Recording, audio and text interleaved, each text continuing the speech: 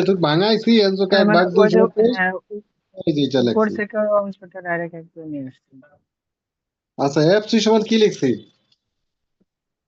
পড়ো এটা। এফসি মধ্যমা শ্রেণী এফসি পূর্ববর্তী শ্রেণীর মধ্যমা ক্রমযোজিত শ্রেণীর পূর্ববর্তী শ্রেণীর হ্যাঁ ক্রমযোজিত গণসংখ্যা 15। মধ্যমা শ্রেণীর পূর্ববর্তী শ্রেণীর ক্রমযোজিত গণসংখ্যা নট গণসংখ্যা ক্রমযোজিত গণসংখ্যা। তা মধ্যমা শ্রেণী কত ছিল 350 থেকে 500। পূর্ববর্তী মানে কি তার আগে তার আগের শ্রেণীর 200 থেকে 350। হ্যাঁ তার আগের শ্রেণীর কি গণসংখ্যা না ক্রমযোজিত গণসংখ্যা ক্রমযোজিত গণসংখ্যা। ক্রমযোজিত গণসংখ্যা গণসংখ্যা কত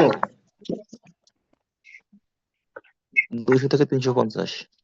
ক্রমযোজিত গণসংখ্যা কত আমার সেটা দরকার। স্যার 15 15 15 15। হ্যাঁ 15। আচ্ছা এফ এম সমান কি আছে এফ এম সমান কি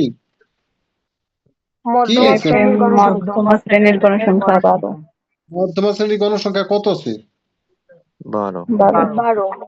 হ্যাঁ একটা জিনিস বুঝতে হবে যে কোনটা ক্রমযোজিত গণসংখ্যা কোনটা গণসংখ্যা কোন শ্রেণীর গণসংখ্যা কোন শ্রেণীর ক্রমযোজিত গণসংখ্যা এটা রাখতে হবে। তাহলে এফ এম বলতে বলতে কি মধ্যমা শ্রেণীর গণসংখ্যা। গণসংখ্যা ঠিক আছে জি স্যার। ক্লিয়ার এটা মধ্যমা শ্রেণীর গণসংখ্যা হ্যাঁ মধ্যমা শ্রেণীর গণসংখ্যা কত 12। 12। 12। আর সি সমান কি সি সমান আমরা আগের অঙ্কে করছি শ্রেণী মধ্যমা ব্যবধান মধ্যমা শ্রেণীর প্রথম শ্রেণীর ব্যবধান। শ্রেণী ব্যবধান। এই শোনো যখন ব্যবধান হ্যাঁ যখন শ্রেণী ব্যবধান হবে অর্থাৎ প্রত্যেক শ্রেণীর ব্যবধান সমান হবে। যেমন আগে আমরা অঙ্ক করছিলাম 10 থেকে 20 20 থেকে 30 30 থেকে 40 40 থেকে 50 প্রত্যেক শ্রেণীর ব্যবধান যখন সমান হবে তখন আমরা লিখবো সি সমান শ্রেণী ব্যবধান। আর যখন অসম হবে যখন শ্রেণী ব্যবধান সমান হবে না এক এক শ্রেণী ব্যবধান এক এক রকম হবে তখন যখন মধ্যমা করব তখন লিখবো মধ্যমা শ্রেণীর শ্রেণী ব্যবধান। যখন প্রচুরক করব তখন লিখবো প্রচুরক শ্রেণীর শ্রেণী ব্যবধান। তাহলে এখন এটা সম না অসম অসম। অসম তাহলে এখন কি হবে শ্রেণী ব্যবধান হবে না মধ্যমা মধ্যমা শ্রেণীর শ্রেণী শ্রেণী ব্যবধান। মধ্যমা মধ্যমা শ্রেণীর শ্রেণী শ্রেণী ব্যবধান। মধ্যমা শ্রেণীর স্যার 350 থেকে 500 বিয়োগ মানে সরি স্যার তাহলে ব্যবধান 500 কত আছে 350 বিয়োগ 150। 150 আছে এই তো। জি স্যার। জি স্যার। তাহলে আমাদের কি প্রত্যেকটা মান পাওয়া গেছে জি স্যার। জি স্যার। তাহলে এল সমান কত 350 যোগ এন যোগ 1/2 সমান কত 23। 23 মাইনাস এফসি সমান কত 15। এফসি সমান 15 স্যার। এফএম সমান এফএম সমান 12। 12। কত আর সি সমান 150। 150। তাহলে সমান কি 350 এখানে ক্লাসে জয়েন করে অন্য কথা নিয়ে ব্যস্ত কি এত সহজ যে আমি ক্লাসে অন করে আমি অন্য গল্প নিয়ে ব্যস্ত থাকলাম আমার হয়ে যাবে এটা তো ঠিক না। ক্লাস ভালো লাগলে করবো না না করবো জয়েন করে অন্য কথা বলার তো দরকার নেই। কলেজ ক্লাসে তো মনোযোগ দিয়ে ক্লাস করতে হবে স্যার। আমি তো মিউট করে দেই হ্যাঁ সবাই মিউট করে দেই তারপরে যদি অন্য গল্প করে এগুলো তো ঠিক না। সবার এটা ভালো লাগবে করতেই হবে এমন কোনো কথা নাই যদি ভালো লাগে মনোযোগ সহকারে করবেন অবশ্যই স্যার। ঠিক আছে আচ্ছা তাহলে কত 350 এখানে এল সমান 350 যোগ এন যোগ 1/2 এটার মান হলো 23 আমরা 23 লিখলাম মাইনাস এফসি সমান দেখো এফসি সমান কত 15 হ্যাঁ এফ এম সমান কত এফ এম সমান 12 গুণ সির মান কত আছে 150 সমান এখন আমরা লাগবো 350 যোগ 23 থেকে 15 গেলে থেকে 8 নিচে 12 গুণ 150 350 যোগ 8 দিয়ে 150 গুণ করলে হচ্ছে 1200 নিচে হলো 12 হ্যাঁ এই 150 ওই উপরটার সাথে গুণ হবে হ্যাঁ তো 350 12 সাথে 12 দিয়ে ভাগ করলে 100 সমান 450 আমি আগেই বলছিলাম এটা কতর মধ্যে আছে 350 থেকে 500 এর 500 মধ্যে আছে, তাহলে 450 কি এর মাঝে আছে? তো 350 থেকে 500 হ্যাঁ এর স্যার। মাঝে আছে। জি স্যার। হ্যাঁ, তাহলে মধ্যমা 450। এটা কি সমস্যা কারো? না স্যার। না স্যার, অর্থাৎ কোনো সেই সমস্যা আগের নেই। একই নিয়ম, শুধু সিটা কি হবে? অসম হইলে সি হবে মধ্যমা শ্রেণী শ্রেণী। ওই যে আমি লিখে দিচ্ছি, কিন্তু এখানে অসম শ্রেণী ব্যবধান হলে সি সমান মধ্যমা শ্রেণী শ্রেণী ব্যবধান করে মধ্যমা নির্ণয় করতে হবে। ঠিক আছে? আচ্ছা, এখন প্রচুরক কোন শ্রেণীতে আছে? গণসংখ্যা প্রচুরক মানে কি? তোমরা আগে বুঝবা প্রচুরক মানে 350 কি? থেকে 500। হ্যাঁ, প্রচুর পরিমাণে আছে। প্রচুরক মানে যেখানে প্রচুর পরিমাণে আছে, বেশি বার আছে।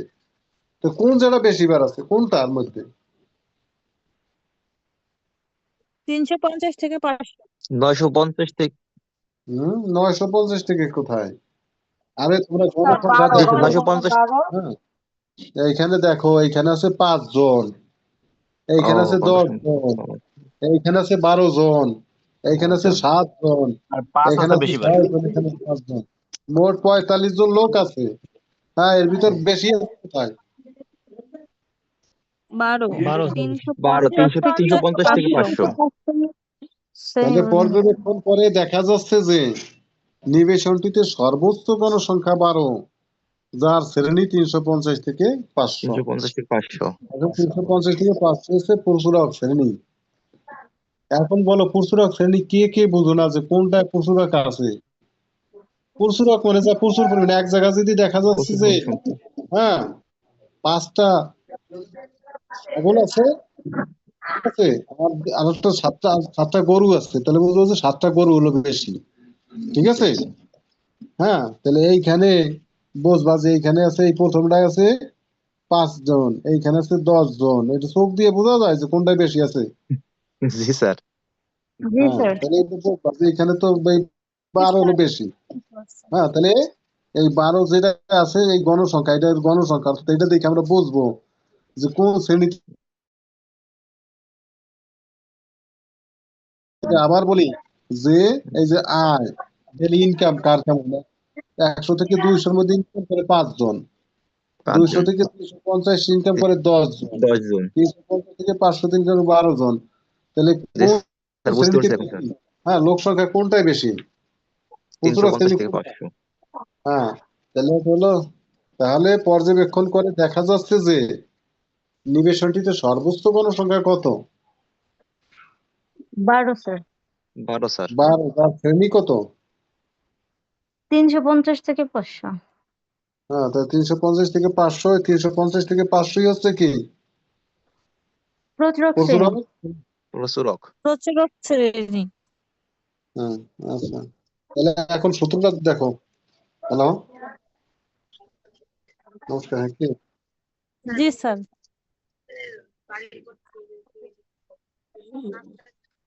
তুমি একটু পরে কল দাও, এটা জুম ক্লাস করাচ্ছি তো, তুমি 10-15 মিনিট পরে কথা বলো, ঠিক আছে? হুম। আচ্ছা, তারপরে হ্যাঁ, এখন এইখানে আমরা সূত্র লিখলাম। হ্যাঁ, সূত্র লেখার পরে আমরা লিখলাম এলন সমান কি? প্রচুরক শ্রেণী নিম্ন সীমা। Yes, sir. এটা কি আমরা বুঝলাম? প্রচুরক শ্রেণী জি নিম্ন স্যার। সীমা। 350, নিবেশন 350। ডেলন বুঝি, ডেলন প্রচুরক শ্রেণী ও তার পূর্ববর্তী শ্রেণীর গণসংখ্যার বিয়োগফল। প্রচুরক শ্রেণী Yes, স্যার। ও তার পূর্ববর্তী শ্রেণীর গণসংখ্যা। প্রচুরক শ্রেণীর গণসংখ্যা আছে কত? প্রচুরক শ্রেণীর গণসংখ্যা কত? 12। 12। আর 12। তার আর আগের পূর্বে শ্রেণীর আছে 10 গণসংখ্যা স্যার। কত? 10। 10। 10 স্যার। 12 বিয়োগ 10। 10 10। সমান কত হয়? 2। 2। আর 1.5 থেকে 12 বিয়োগ 7 হবে না। প্রচুরক শ্রেণী ও তার পরবর্তী শ্রেণী গণসংখ্যার বিয়োগফল। তাহলে কত? 12 বিয়োগ 7 7। 7। সমান কত? 5। 5। আর পাঁচ। সি ভয়েস সমান তো কি শোনা হবে? যায় না, সাউন্ড কম আসছে। আপনার কথার আমরা তো শুনতে সাউন্ড পাচ্ছি। শোনা যায় না স্যার। আমরা তো না, স্পষ্ট না, শুনতে না, পাচ্ছি। শোনা যাচ্ছে, তোমার নেটের আমরা তো সমস্যা ক্লিয়ার হয়তো। শুনতে পাচ্ছি। আমারও প্রথমে অনেক নেটে সমস্যা ছিল, এখন আমি একটু ক্লিয়ার শুনি, প্রথমে কিচ্ছুই শুনি হ্যাঁ, নাই। আমরা তো প্রথম থেকে স্পষ্ট শুনতে পারতেছি ওই স্যার। তোমার নেটের সমস্যা, যে শুনতে পাবো না তার নেট। মেসেজও দিছিলাম যে কেউ আচ্ছা, শুনতে শ্রী পারবো না, সমান কি? পরে আবার ঢুকছিলাম। আমরা ওই কথা শোনা শোনো, এখানে হয়তো নেটের সমস্যা, আমরা এখন ওই কথা থেকে বাদ যাই। হ্যাঁ, আমরা এখন Yes, কথা sir. শুনি আর কি, ঠিক আছে? হ্যাঁ, ওইটা নিয়ে কেন শোনা যায় না কি, এই নিয়ে সময় একটু পরে জি স্যার, টাইম শেষ ক্লাস হয়ে করেন যাবে। স্যার আপনি। হ্যাঁ, সি সমান এটা সম না অসম? প্রচুরক শ্রেণী এটা অসম। তাহলে আমরা সি সমান লিখবো প্রচুরক শ্রেণী শ্রেণী ব্যবধান। আর যদি সম হতো তাহলে লিখতাম সি সমান শ্রেণী ব্যবধান। ঠিক আছে? তাহলে Yes, sir. তাহলে প্রচুরক শ্রেণী শ্রেণী ব্যবধান 150। এখন দেখো আমরা প্রত্যেকটা মান পেয়েছি এখানে।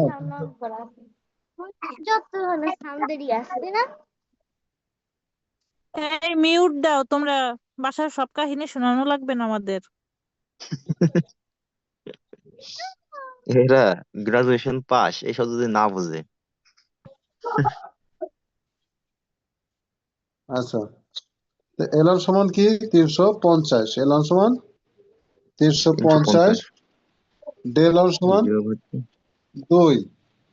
2 আর ডেল, হ্যাঁ এখানে নিচে ডেল অন। আমাদের সূত্রটা কি? L on plus del on. Plus মনে ডেলন রাখবা, L on plus del on, del on plus del two plus del 2 গুণ সি। এটা মনে রাখবে, এল গুণ অন প্লাস ডেল অন, নিচে del on plus del two গুণ সি। তাহলে এল অন এর মান আমরা পেলাম কত? 350। ডেল অন পেয়েছি 2, নিচে ডেল অন 2 যোগ ডেল টু কত? 5। 5। ডেল টু 5 আছে, গুণ সি জি হলো স্যার, 150। এখন 50 350, এই 2 দিয়ে 150 গুণ করলে হয় 300, নিচে 5 আর 2 7, 7 দিয়ে 300 কে ভাগ করলে 42.857 সমান, এই দুটো যোগ করলে 392.857 সমান কি? 392.86 প্রায়। 8 প্রায়। কারো প্রশ্ন এখানে? স্যার প্রশ্ন আছে স্যার। হ্যাঁ বলো বলো, ঠিকই বলো। স্যার ওই যে এটা অসম শ্রেণী বুঝতে পারছি ওইটুক, আর এমনি এই জায়গা তো শ্রেণী প্রচুরক শ্রেণীর শ্রেণী ব্যবধান ধরছেন অসম শ্রেণী, সেই জন্য এমনি তো হুম, আমাদের ওইখানে এইচ ব্যবহার করতে হয়তো, শ্রেণী ব্যবধান এইচ না, শ্রেণী ব্যবধান এইচ এইচ দিয়ে প্রকাশ করা হয় না স্যার? মানে কোথায় কি লিখবা, কোন জায়গায়, সূত্রের কোথায় নাকি আমি বুঝলাম না। সি স্যার, সি এর পরিবর্তে শ্রেণী ব্যবধানের প্রতি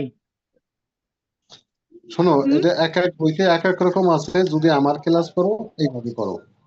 হ্যাঁ, এর স্যার যদি এখন অন্য জায়গায় যদি প্রকাশ করে তাহলে তো আমি এখানে এইচ লিখতাম। হ্যাঁ, আমি যেটা লিখছি এইটা ফলো করো, ঠিক আছে? এখন জি স্যার, স্যার হ্যাঁ, ওইটা বুঝছি, বলছি যে এটা তো অসম, আর সম হইলেও কি এই সি দিয়েই প্রকাশ করতে হবে? হ্যাঁ হ্যাঁ, সি মানে শ্রেণী ব্যবধান, সি আই ক্লাস ইন্টারভ্যাল, শ্রেণী ব্যবধান কত? এইচ তো হাইয়েস্ট বলে। হ্যাঁ, জি স্যার বুঝছি বুঝছি।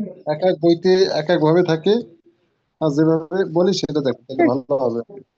জি স্যার ঠিক আর আছে, মাস্টার্স তো আপনারটাই প্রথম করছি, এমনি ডিগ্রিতে কয়েকটা করছিলাম ওই এইচ দিয়েই করছি।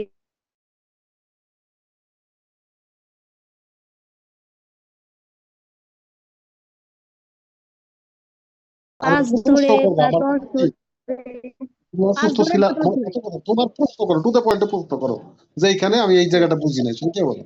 এরকম। স্যার ওই যে 5 ধরে 10 ধরে, এটা কি বাধ্যতামূলক যে 5 ধরে করতে হবে বা 10 ধরে করতে হবে? এই জিনিসটা সেদিন বুঝি নাই, না না, 5 মানে ধরে 10 ধরে তো বলা হয় নাই। স্যার এখানে ওই যে কি 5 10 প্রথম যেদিন বলা হয় নাই করেছিল তো? না, এখানে না স্যার, প্রথমে। ওই তো মানে কি 5 10 তো বলা হয় না, যে যেখানে শ্রেণী ব্যবধান 10 দেয়া থাকে তুমি 10 দিয়ে করবা, যেখানে 5 যদি দেয়া দেওয়া আছে না সেখানে থাকে 5 স্যার, যদি দেওয়া না থাকে, দেওয়া না থাকলে তো এই 5 আর 25 দিয়ে যে ভাগ করতে হবে, এই যে 5 আর 25 দিয়ে ভাগ করে দেখতে হবে যে আমি কত নিব। এই স্যার 25 আমি একটা একটা ভাগ। কথা বলতে চাচ্ছিলাম, স্যার ও কি বলতেছে আমি বুঝাই বলি। ওই রেশমা বলতেছে কি যে ওই যদি এখন এইখানে তো এটা 12 হয়েছে, কিন্তু ওইখানে হলো 6 হয়েছিল, ও বলতেছে 6 হলেও 10 নিয়ে করা যাবে। তো আমি বলছি যদি সর্বোচ্চ 6 হয় তো 10 নিয়ে করা যাবে না, তাই বলছি এই যে 5 দিয়ে ভাগ করলে। মানে 5 এর ভাগফল যেটা হবে তার উপরে হ্যাঁ নেওয়া যাবে সেটা না। 6 হয়েছে, ছয় ঠিক সামথিং আছে? হয়েছে, ও বলতেছে কি যে 10 নিলেও করা যাবে, আমি বলছি না 10 নিলেও করা যাবে না না। পাঁচের যে ভাগফল তার উপরে নেওয়া যাবে না। এই ঠিক আছে? আচ্ছা স্যার, ঠিক আছে। এই, তাহলে শ্রেণীর সংখ্যা আমাদের ওই 5টা হবে না। পাঁচের যে ভাগফল আমরা যদি তার উপরে নেই তাহলে হুম শ্রেণীর সংখ্যা 5টা হবে না। তখন কি হয়ে যাবে? পরিসংখ্যানবিদদের মতে এই যে শ্রেণী, এই শ্রেণী কমপক্ষে 5টা হইতে হবে। আর তুমি যদি মনে করো যে আমার এখানে 90 আছে, আমি প্রথমটা করলাম কি 20 থেকে 50, পরেরটা করলাম 50 থেকে 100, 2 শ্রেণীতে আমার টেলি দিয়ে দিলাম, তাহলে কি হবে? আর জি কমপক্ষে স্যার। কয়টা লাগবে? 5টা লাগবে, 5টা পাঁচটা শ্রেণী লাগবে। পাঁচটা। ঠিক আছে? এই জি স্যার, বুঝতে পারছি তাহলে এবার। আর প্রশ্ন? না স্যার, আমার নেই। আচ্ছা আচ্ছা, তাহলে তোমরা একটু দেখো, হ্যাঁ? আর Yes, এখন sir. তোমাদের তো আবার দেখা যাচ্ছে ঈদ আছে, আবার ওদিকে যারা মানে হিন্দু ধর্মে তাদের আবার আছে হয়েছে যে ওরা এখান দিন মেলা, আর 2 দিন পরে আবার ঈদ। এখন 2-4 দিন কি বিরতি থাকবে নাকি? কালকে তো Sir, রাখুন তাইলে। আমি স্যার আছি ফ্রি। স্যার আপনার সুবিধা অনুযায়ী, স্যার আপনার সুবিধা এটা যদি দেখাইলে হয় কি আপনি স্যার চতুর্থ অধ্যায়ের অঙ্কটা শেষ হয়ে যায় এরকম? আচ্ছা তাহলে দেখি আমরা কালকে পারি কিনা আর কি। হ্যাঁ, যদি তোমরা করো, এখানে যারা জয়েন করছো। স্যার আমার শুরু স্যার হয়েছে, কালকে আমি চতুর্থ একটা ক্লাস নিয়েছি। অধ্যায়ের অঙ্কগুলা কি যদি শেষ হয়ে থাকে তাহলে পঞ্চম অধ্যায়ে একটা ক্লাস নিতে পারেন স্যার। এইটা আর একটু আলোচনা এখানে, এটা হয়ে গেছে মোটামুটি ধারণা। এর মধ্যে দিয়ে যা করে সে বুঝে দিয়ে আসবে। স্যার তাহলে জি কি স্যার। চতুর্থ অধ্যায়ের উপর পঞ্চম অধ্যায় ডিপেন্ড করবে, মানে চতুর্থ অধ্যায় ভালো বুঝলে পঞ্চম অধ্যায় সহজ হবে? এই যে অধ্যায় করাইলাম এইটা ভালো পারা মানে কি পরে গুলো ভালো পারবা। ঠিক আছে? এই তাহলে আজকে এই পর্যন্ত থাক, হ্যাঁ? আর জি তোমাদের স্যার। কাছে যেন কি যেখানে বুঝবা না স্যার একদম চট করে প্রশ্ন করবা, ওই ভাববা না যে প্রশ্ন করবো কি করবো না। কোনো স্যার আপনি ইয়ে যখন ক্লাস নেন তখন অনেকটা সহজ হয়, ইজি হয়, কিন্তু নিজেরা যখন করতে যায় তখন কিছুটা গিল্টি ফিল হয় এবং এটা তো আমি বুঝি বলছি, না তখন ওইখানে একটু সহজ সময় মনে নেয় হবে, বুঝতে। এখানে একদম ইজি মনে হবে, কিন্তু তুমি প্র্যাকটিস না করলে কঠিন মনে হবে কিন্তু।